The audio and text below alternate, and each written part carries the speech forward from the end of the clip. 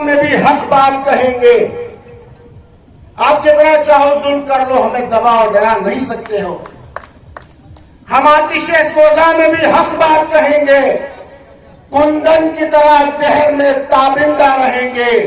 तारीख बताती है हर दौरे सितम में हम जिंदा थे, हम जिंदा हैं, हम जिंदा रहेंगे।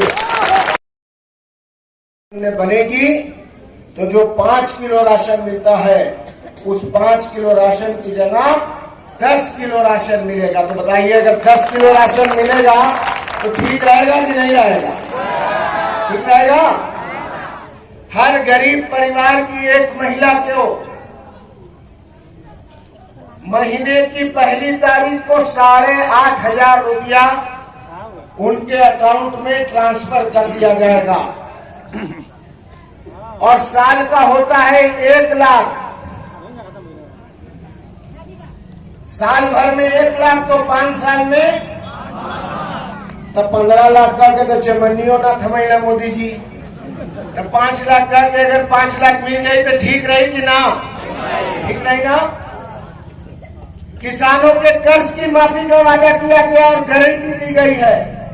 4 जून को सरकार बनेगी, 5 जून को किसानों का सारा कर्ज माफ कर दिया जाएगा। जो हमारे शिक्षित नौजवान हैं, जो पढ़े लिखे हैं हमारे भाई, उनको ट्रेनिंग देकर ऐसी जॉब लगाई जाएगी कि वो 1 लाख रुपया तक कमाए। तो बताइए, अगर लेकर कुल 1 लाख रुपया कमाए लगे तो ठीक रही ना?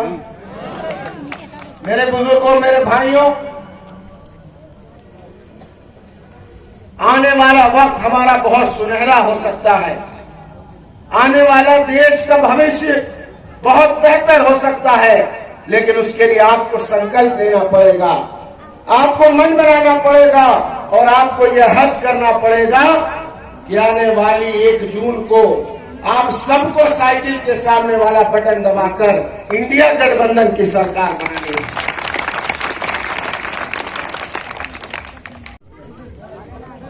जो जुल्म की इंतहा आप सोच सकते हैं, वो जुल्म की इंतहा हमारे साथ गुजरी।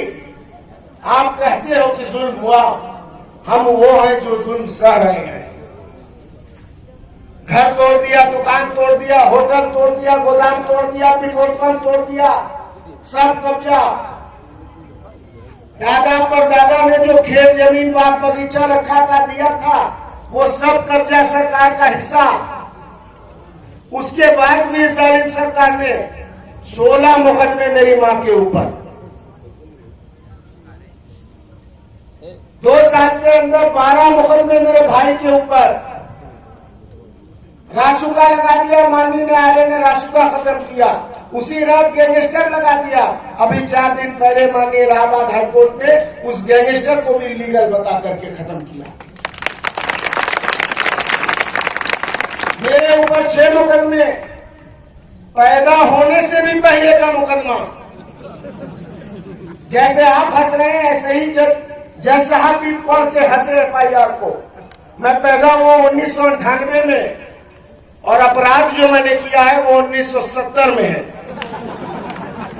मेरी मां 72 में पैदा हुई है। आप सोचिए क्या तमाशा बना दिया देश का, क्या कानून व्यवस्था।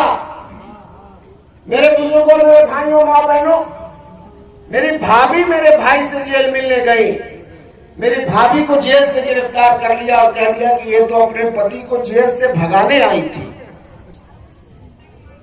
6 महीने का दूध पीता बच्चा, माँ जेल में, बाप जेल में, दादा जेल में, दादी जेल में। माननीय सांसद जी यहाँ बैठे हैं, जिस मुकदमे में बरी हो चुके हैं, उस मुकदमे में गैंगस्टर लगवा के गलत तरीके से सजा करा दी गई और माननीय सांसद जी महीनों तक जेल में रहे, 2-2 बार बेहोश हो गए। मालूम होता था कि तबीयत न जाने कैसी बिगड़ गई है, क्या हो जाएगा। इस जालिम सरकार ने हमें दबाने की और झुकाने की तमाम कोशिश की और कुदरत को भी हमसे और इम्तिहान लेना था। 19 मार्च को मेरे वालिद के, मेरे पिता के खाने में जेल में जहर दिया गया, उनका इलाज भी नहीं कराया गया और 28 मार्च को वो हम सबको छोड़ के इस दुनिया से चले गए, वो शहीद हो गए। जालिम हुकूमत ने पूरा इंतजाम किया कि उनको मिट्टी भी कोई ना दे पाए। हर नुक्कड़, हर गली के बाहर rapid action force, CISF, PSC, police के जवान रस्सी से बांध दिया गया। मालूम होता था कोई क्राइम सीन है, कोई मुख्तार अंसारी को मिट्टी ना दे पाए। लेकिन वारे गाजीपुर और पूर्वांचल की और मऊ की आवाम, मालूम होता था जमीन फट गई, लोग निकल गए, या आसमान से बरस गए। 5,000, 10,000, 50,000, 1 लाख नहीं, लाखों की संख्या में लोग इकट्ठा हुए और अपने लीडर को, अपने हीरो को आखिरी विदाई और आखिरी सलाम देने के लिए मौजूद है।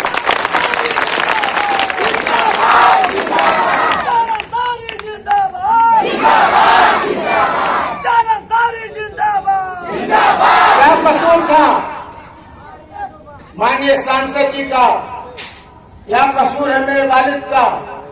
अगर कोई गरीब आंसू बहाता हुआ हमारे दरवाजे पर पहुंच जाता है और अपना दुखड़ा, अपनी पीड़ा को गा देता है, तो हमारे परिवार के सदस्य ये नहीं देखते हैं कि सामने कौन खड़ा है, उस गरीब के लिए उसके हक में खड़े हो जाते हैं। यही अपराध, यही जुर्म है कि आपकी हक इंसाफ की लड़ाई लड़ते आए हैं। मेरे बुजुर्गों, मेरे भाइयों, मैं आपसे कहना चाहता हूं, लोकतंत्र में, जनतंत्र में किसी भी चीज का जवाब सिर्फ वोट से दिया जा सकता है। आपके मन में जो तकलीफ, जो पीड़ा है, उसको आने वाली 1 जून को साइकिल के सामने वाले बटन को दबाकर आपको निकालना है। मेरे भाइयों, मेरे बुजुर्गों, माँ बहनों, दूर दराज जहां भी मेरी आवाज जा रही है, मैं आपसे ये कहना चाहता हूं, आपके मिले प्यार ने मेरे जख्म पे मरहम लगाया है। मैं तहे दिल से आपका एहसानमंद और शुक्रगुजार हूं। चट्टान माने जाते थे मुख्तार अंसारी, पहाड़ माने जाते थे मुख्तार अंसारी, कोई उन्हें पीछे ढकेल कर नहीं हटा सकता था। मारा भी गया उन्हें तो पीठ पीछे मारा गया, कोई लड़के मारने वाला इस धरती पे पैदा नहीं हुआ था। इसलिए मैं आपसे कह रहा हूं कि मैं उमर मुख्तार अंसारी, अगर उनका आधा भी हुआ तो आपको कभी पीठ नहीं दिखाऊंगा और जालिम के सामने कभी सर नहीं झुकाऊंगा। मुत्तहिद हो जाइए, एक कब्र की शक्ल में पूरे सूबे को अपने आगोश में लीजिए और इनकलाब की एक मशाल जलाइए और आने वाली 1 जून को अपना एक वोट साइकिल के सामने बटन पर दबाकर अफजाल अंसारी साहब को ऐसे सांसद भी बनाइए और केंद्र में अपनी सरकार भी बनाने का काम करिए। अपनी बात खत्म करने से पहले में भी हक बात कहेंगे। आप जितना चाहो जुल्म कर लो, हमें दबा और डरा नहीं सकते हो। हम आतिशे सोजा में भी हक बात कहेंगे, कुंदन की तरह दहर में ताबिंदा रहेंगे। तारीख बताती है हर दौरे सितम में हम जिंदा थे, हम जिंदा हैं, हम जिंदा रहेंगे। जय हिंद, जय भारत, जय समाजवाद, जय भीम। सबको नमस्कार, अस्सलाम वालेकुम।